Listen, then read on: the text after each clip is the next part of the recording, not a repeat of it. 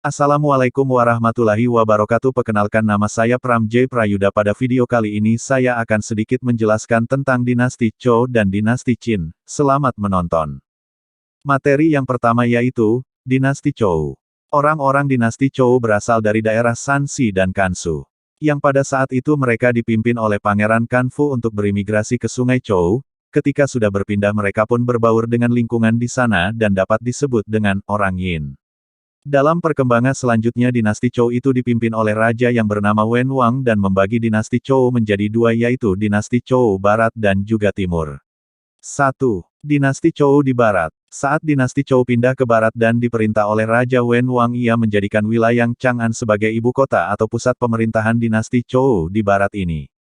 Untuk mewujudkan kemakmuran dan kesejahteraan, Raja Wen Wang membuat kebijakan dalam bidang pemerintahan yaitu 1.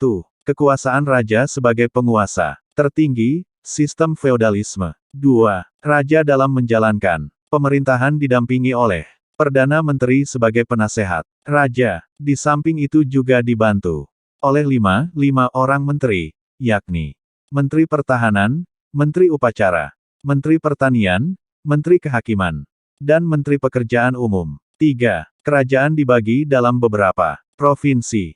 Dinasti Zhou di Timur. Pada abad 8 dan abad 9 kekuasaan dinasti Zhou Barat makin melemah. Dinasti Zhou terpecah-pecah menjadi kerajaan-kerajaan kecil. Setelah itu muncul Raja Ping mengambil kursi kepemerintahan. Ia memindahkan ibu kota dinasti Zhou yang awalnya di Chang'an pindah ke Loi, Loyang.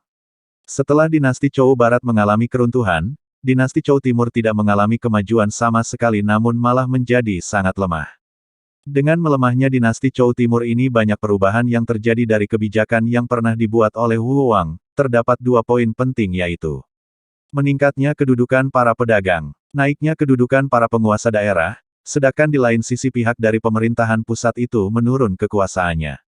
Di masa itu kemudian terjadi perebutan antar negara vasal wilayah bagian yang otonom, karena pada masa itu di Cina terdapat banyak negara vasal seperti Qi, Chu, Qin, Po, Shang, Yan dan Zhou sendiri sebagai pemerintah pusat.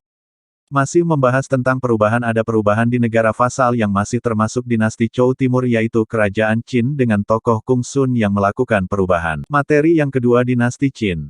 Dalam waktu 30 tahun setelah dinasti Zhou berakhir dan ditaklukkan oleh kerajaan Qin, akhirnya kerajaan Qin mendirikan dinasti yang diberi nama sesuai kerajaannya, yaitu dinasti Qin.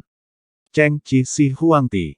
Raja Cheng, raja pertama dari kerajaan Qin, dan dinasti Qin ini berhasil membawa dinasti Qin menaklukkan 6 negeri vasal, wilayah bagian yang otonom, yang terdiri dari Chel, Chu, Po, Shang, Yan dan juga Zhou yang pada saat itu menjadi pusat pemerintahan. Selanjutnya masuk ke tindakan-tindakan yang sudah dilakukan oleh Xin Huangti. Yang paling menggemparkan dunia adalah membangun tembok besar Cina, tembok raksasa Cina. Dibangunnya tembok ini untuk menahan serangan dari luar atau serangan dari bangsa barbar yang menjadi musuh Nia pada masa dinasti Zhou. Ia membangun tembok besar, yang kita kenal dengan tembok raksasa Cina, yang memiliki panjang kurang lebih 6,450 km. Tembok ini memanjang dari barat daya, yakni dari wilayah Gansu, melintasi wilayah Mongolia dalam dan membelok ke selatan Shenxi dan Hopei dan membelok ke arah timur sampai ke Teluk Liaotung di Laut Pasifik. Runtuhnya dinasti Qin. Runtuhnya dinasti Qin ini ditandai oleh diangkatnya cucu Shi Huangti, yaitu Shi Ying.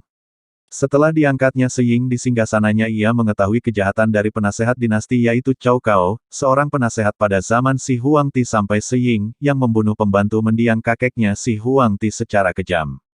Setelah terbunuhnya penasehat Cao Cao, banyak pemberontak yang masuk ke dinasti Qin yang berhasil membunuh Shi Ying dan berakhirlah masa dinasti Qin. Dan selanjutnya berdirilah dinasti Han.